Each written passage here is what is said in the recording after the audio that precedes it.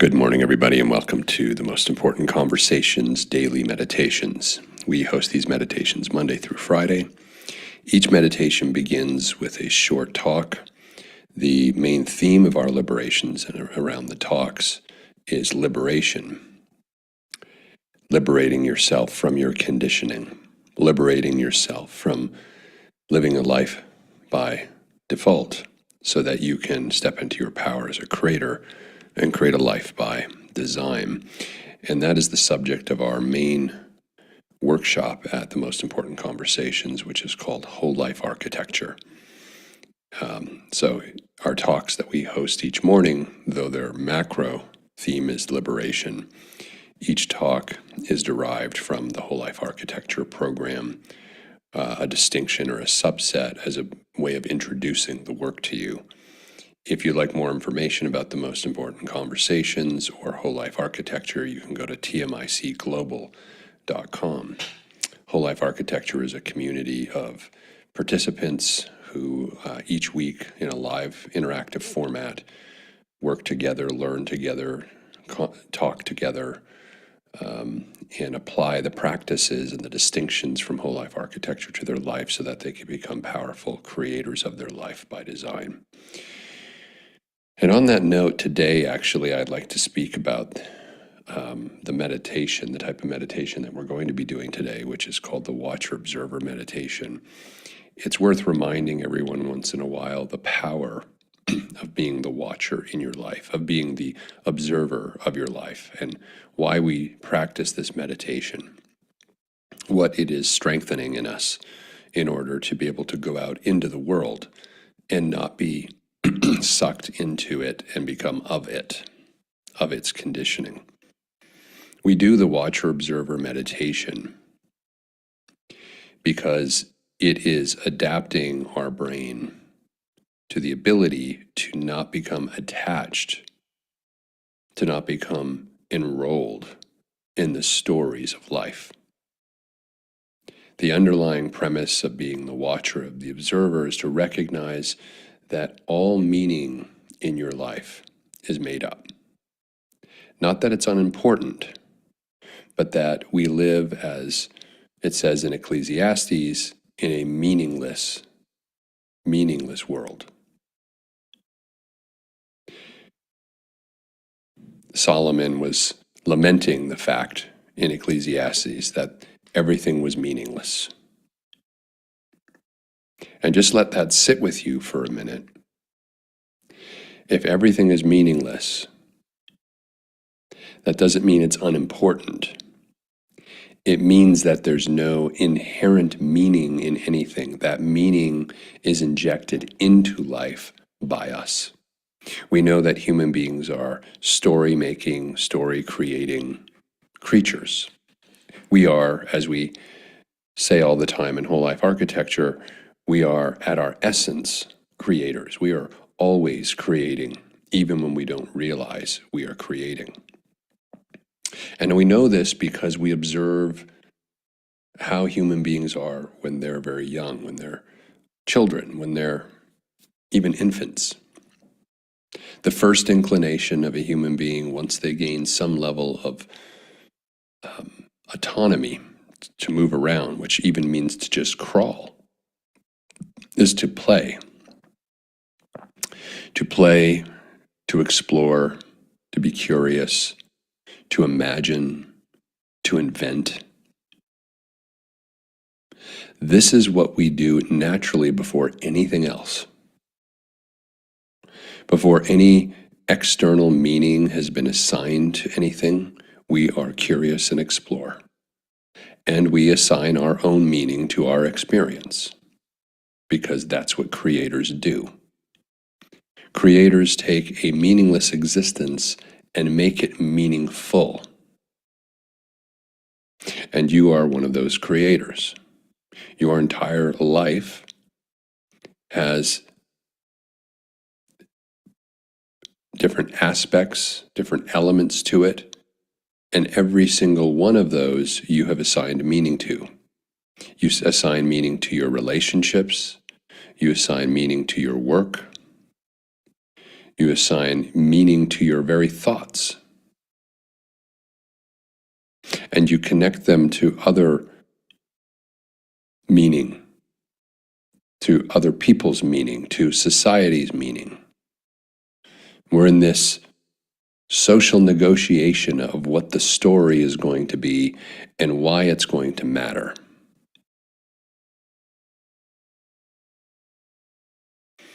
So if everything's made up and we actually live objectively in a meaningless existence, then everything is subjective, then we have no accessibility, which is the case. We have no accessibility to this thing called objective reality. We only have accessibility to our subjective interpretation of that reality, to our subjective perception of that reality. And if that's the case, then we can be incredibly intentional. Things don't just happen and things don't show up with meaning. They're imbued with meaning by us or someone else.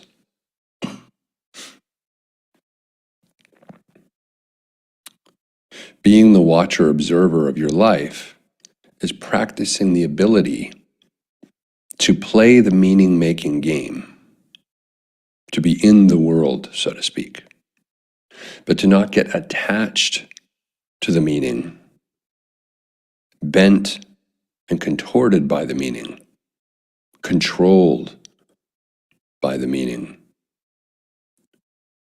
to not become of the world.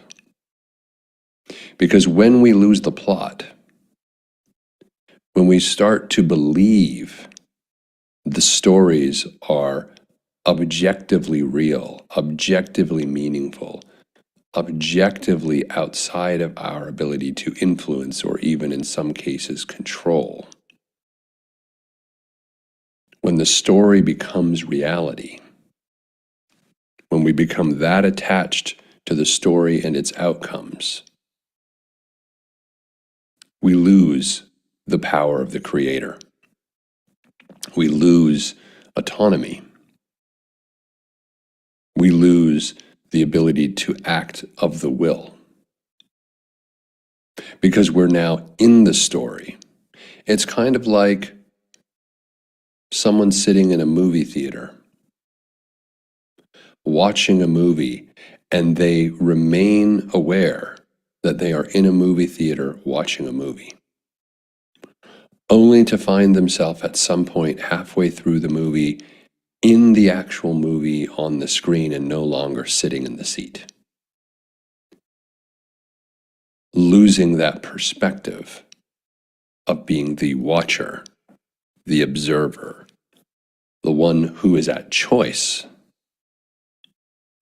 the one who chose to be in the movie theater and to engage in the meaning-making activities that the movie was presenting, to be moved by the movie, to maybe even cry or be angry, but you still remain that autonomous creator figure who can walk out at any time because they're the watcher-observer versus the person who gets sucked into the movie and believes they are the character and believes the narrative to their bones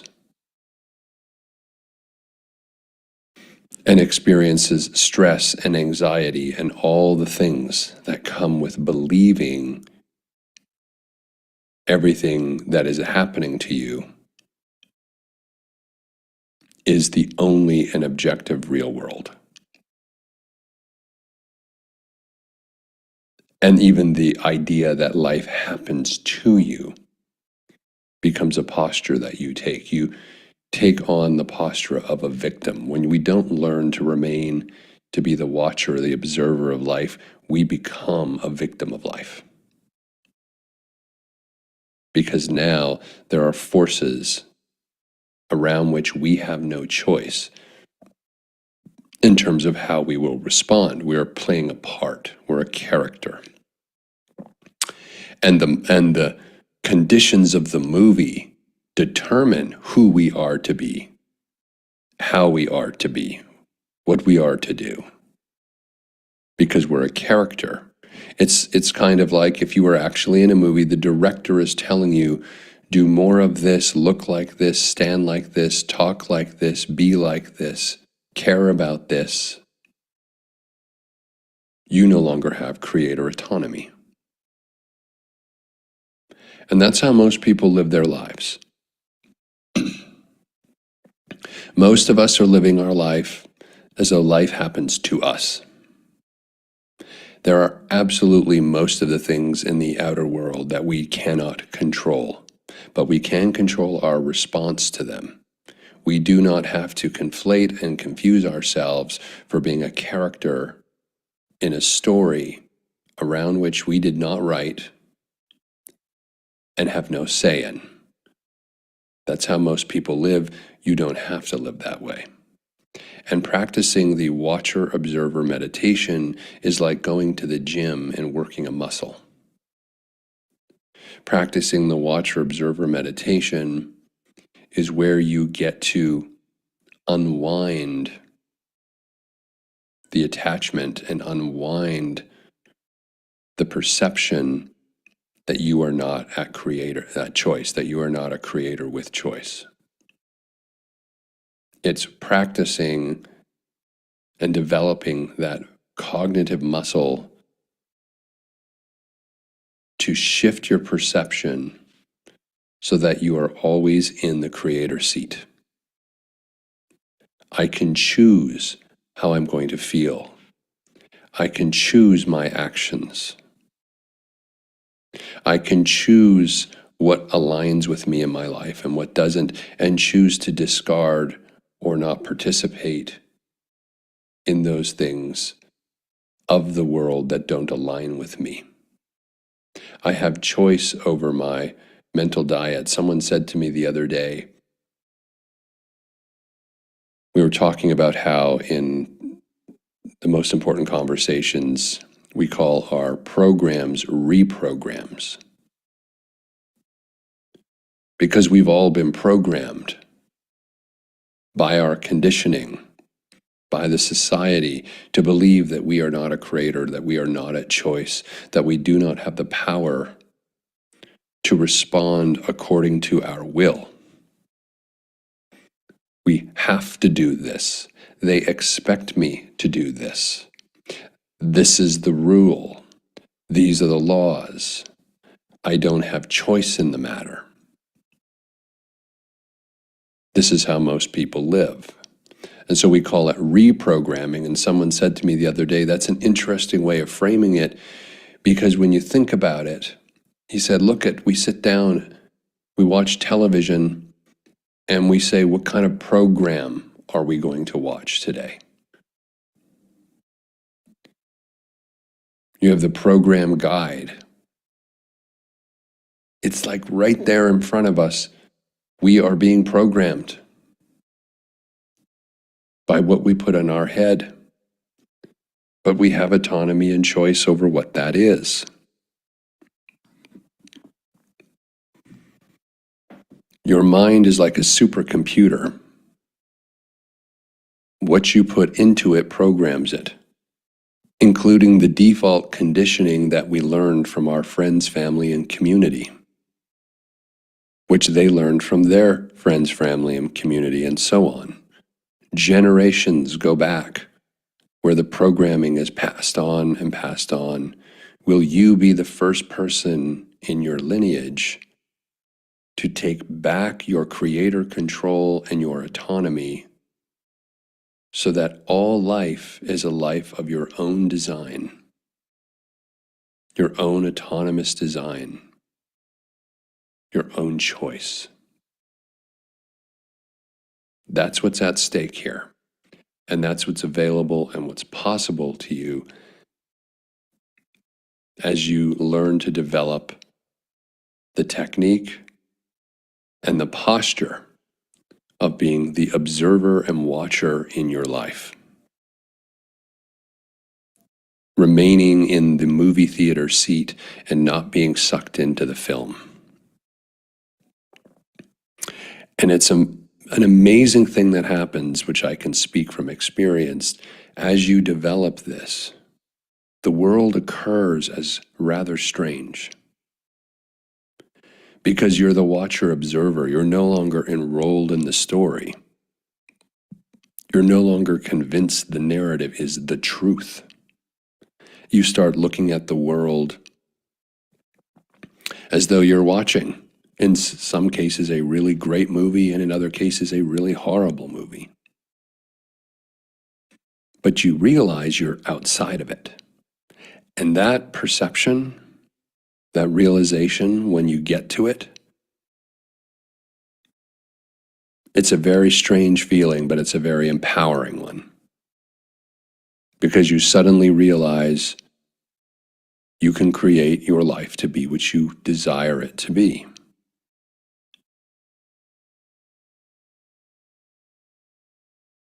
But if we don't have the ability to perceptually access the watcher-observer posture, if we can't remember that this is a story, if we can't remember we live in an otherwise meaningless existence and that it is we who create the meaning or adopt the meaning that others have created and apply it to our life, but that prior to doing that, there was no meaning in the action, there was no meaning in the behavior,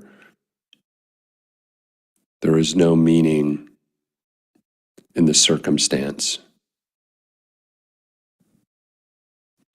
As we approach the holiday period, there's a whole bunch of carnival-like activities going on around religion, all made up. That doesn't mean there isn't a God, a master creator, an intelligence, a consciousness. It just means that the stories that we've made up around that being or entity or energy or whatever it is are stories. And we have costumes, and we have music, and we have the theater of how we are to behave, and we name it, and we call it Christmas or Hanukkah. And I know for many who are devout followers of a religion, this may occur as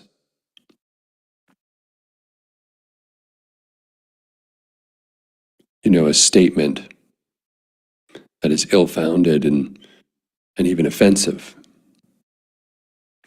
But I invite you to consider the possibility that you can simultaneously realize, as Solomon said in Ecclesiastes, life is empty and meaningless, and enjoy the meaning-making activities of Christmas or Hanukkah or any other religious tradition if you are at choice to do so. But it doesn't mean everyone has to agree that that's the reality. It's all a game. It's all made up. And that's actually a wonderful thing, not an awful thing. We feel as though if it's not objectively true, there's no point in it. But when you get that all of life is lacking the point, that all of life is meaningless on its face, then you are empowered and opened up to create. It's all made up. And that doesn't mean that you still can't connect to a purpose or a calling for your life. It's just your calling. It's just your purpose. And you will make the meaning as a creator. It's a big playground. And we get to play in it if we choose. So let's move into our watcher-observer meditation this morning. You are not your thoughts. You are not your emotions. You are the observer of them. Take a few deep cleansing breaths in a seated, comfortable position. And allow your thoughts to move in and out of your awareness over this time. Your brain thinks like your heart beats and your lungs breathe. It's just what it does. We do not need to attend to every single ruminating thought, every single meandering thought that floats in and out of our awareness. Most of the times we are always in a reaction to a brain that is thinking us. But when you practice the watcher observer meditation, you are freed from that. Let your thoughts drift in and out of your awareness like clouds passing by your vision as you're staring at the sky. Let your emotions rise and fall. Feel them, don't repress them, but let your emotions rise and fall like waves on the ocean, allowing them to come in and out, in and out. And just watch and observe and feel and take no action. If you find yourself planning or wanting to chase a thought or getting enrolled and activated by an emotion, remember you are the watcher, the observer, and you can let them go and just breathe through them.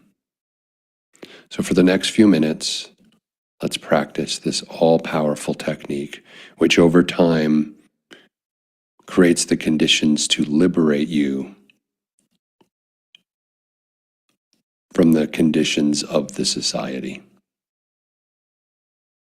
so that you can remain in the position of powerful creator of your life. And I'll see you all in a few minutes.